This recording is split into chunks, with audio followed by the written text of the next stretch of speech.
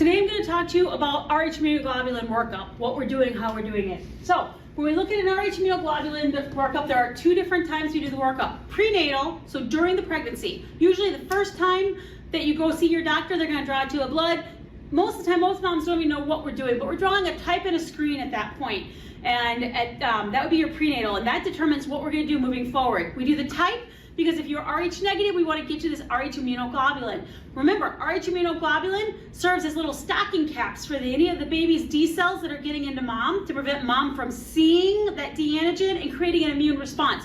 We don't want mom to create an immune response because the mom's antibodies then will cross the placenta, attack baby, and cause problems. So that'll be your prenatal. Postnatal, we check it again. And when we do that again, at that point, we actually have baby to compare to. So in this situation, you can see I've got mom cells that are red, baby cells that are blue, but then we got a handful of baby cells getting in mom. What we need to do is protect mom from seeing those cells. So like I said, we're gonna give her D immunoglobulin. We're giving her D antibodies. And the hope is it's gonna find those cells and hide all those D antigens so that the body doesn't see it, doesn't recognize it, and start producing an immune response. So for testing with this, mom, ABO and Rh, and an antibody screen. The ABO and Rh, as I said, we're looking for mom to be Rh negative because those are going to be who's going to produce the anti-D and affect the baby.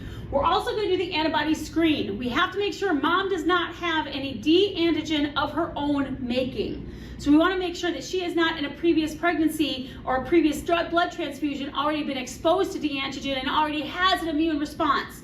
So we're going to do those two things right away, prenatal and postnatal, to verify what's going on.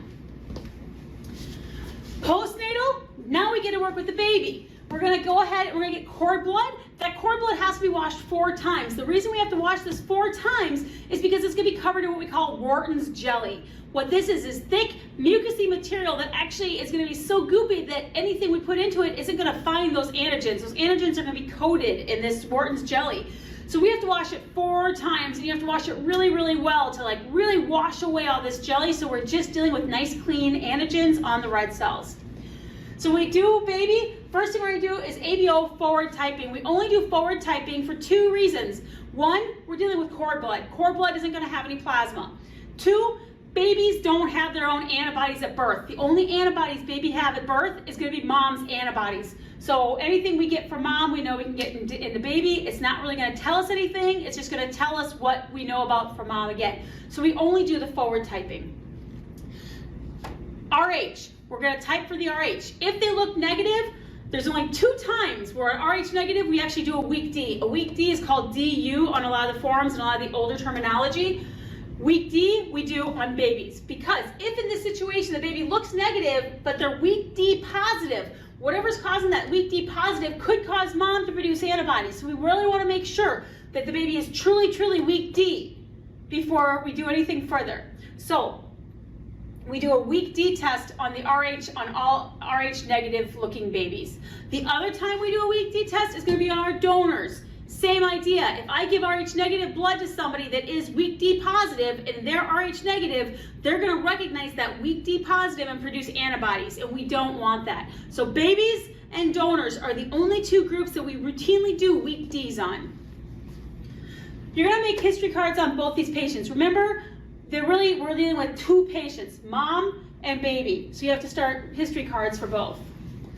So, criteria. If mom is Rh negative, if baby is Rh positive or weak D positive, in this case we consider that positive, and mom has produced no anti-D on her own, we can move on to fetal screen. If mom has received Rh immunoglobulin at 28 weeks, it is really likely that we are going to have some small amount of D antibody in the panel. Because remember, Rh immunoglobulin is D antibody. We give D antibody to attach those D antigens to prevent mom from making anti-D. So the screen, the panel, is likely to show positive D antibody, but it's only going to be about a 1+. So if we see on the panel, if we do the ID, find out they're D positive, we're going to look back in the history and find out, did they receive Rh immunoglobulin? If so, they're still eligible to move on. If they didn't, now we're going to start being worried that maybe they are starting to produce their own D antibody. So if all that criteria is met, the next step is going to be the fetal screen. So what's happening with the fetal screen is I have got a sea of mom's cells. And in that sea of mom's cells, I've got just a very, very few baby cells. So what happens is there's no way, there's so few cells, hopefully there's so few cells that trying to actually get them to agglutinate together isn't gonna happen. So what we do is we wash it really, really well, and then what we're gonna do is add a modified anti-D, it's called. And what modified anti-D is it is just what it says, it's a modified anti-D. So we're gonna put it in and it's gonna look for all those baby cells. And then we're gonna wash afterwards and we're gonna find out, we're just gonna have it, because remember when we add it initially, there's gonna be a lot of it floating around that's gonna become unbound because there's so few of those D positive cells floating in baby. So then we're gonna wash it and we're gonna remove all those antibodies that are floating around. So then we're going to go ahead and add the indicator cells. The indicator cells are an R2 cell, and if you remember, draw a picture here, R2 is big D, little c, big E, big D, little c, big E.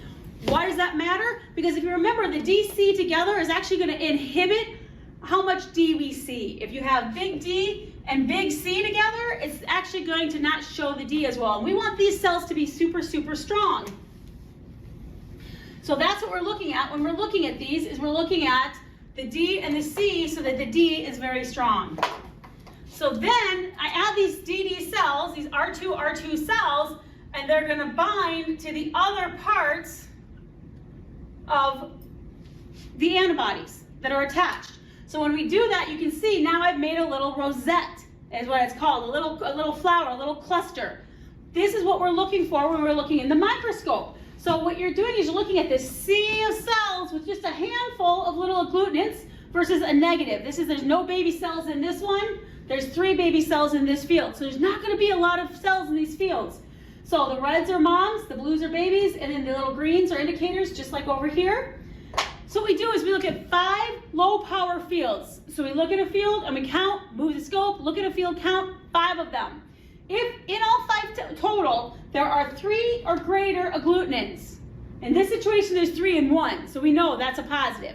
If there's 3 or more in all 5, then what we have to do is follow up with quantification. What we have to do is do a count. Klein-Hauer-Becke is one of the easiest, fastest, cheapest ones to do. We talked about that in class. But we have to find out. It's further testing. There's other ways of doing it. There's a LOTS and there's molecular. There's other ways of doing it also. But the Klein-Hauer-Becke is the one we talk about the most. Because we have to decide how much blood there really was mixed in. Because that's going to determine how many doses we give. Most of the time, it's going to be fewer than 3 agglutinants. It's negative, and therefore we can just give our 1 dose. 1 dose covers 30 mils of infant blood mixed into mom, and that's usually all we're going to need. If there's a large fetal maternal hemorrhage, we have greater than 3, we do the follow-up quantification and then use that number to determine how many doses we're actually going to give. Hope this is enough to explain to you guys what's going on with all this. If you do have any questions, please do not hesitate to reach out.